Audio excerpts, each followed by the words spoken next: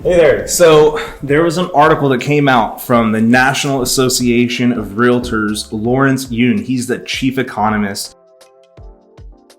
So he actually has a very interesting take on what could happen to housing prices. Most people see us going into a recession and make the assumption that because we are going into a recession, that house prices will in fact decrease. What he is saying is instead of that happening, in fact, he is thinking that the house prices may increase 1% in 2023 and up to 5% in 2024. And the reason is because when you look at house prices, you have to look at supply and demand. And so our inventory, our supply is still lower than it was back in 2019. And because of that, you have an artificial increase or stabilization of prices, because if you have 1,000 of some item and you only have 100 of some item, you're going to have a price difference there. And that's going to offset any decreases that you might have. The other thing to look at is obviously the Fed, right? The Fed is increasing these interest rates. And if they keep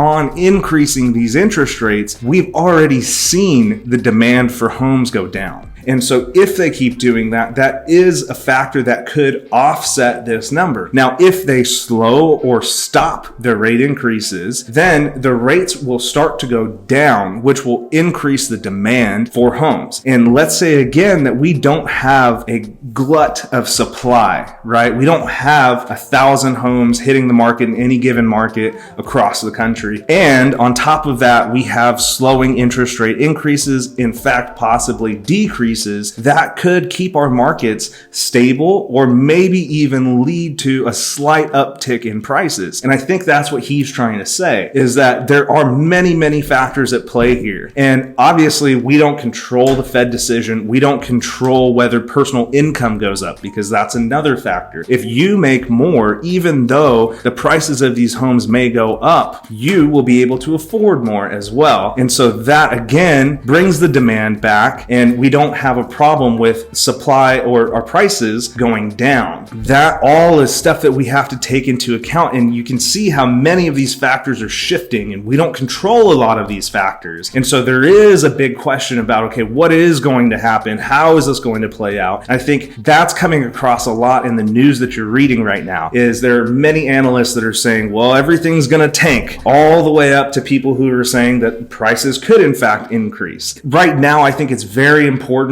maybe not to make a decision as to what you think the market will be doing, but to look at the market as it goes along and then react to anything that does play out, and make sure that you're paying attention to these numbers, because then as you see things play out or you hear things play out, you can now take advantage of where we are in that market and look to either buy or sell depending on whatever side you are of that transaction. Thanks for watching. Hope this was eventful for you, and we'll see you on the next one. And this article is in NAR's library. You can look up Lawrence Yun, Y-U-N. Thank you.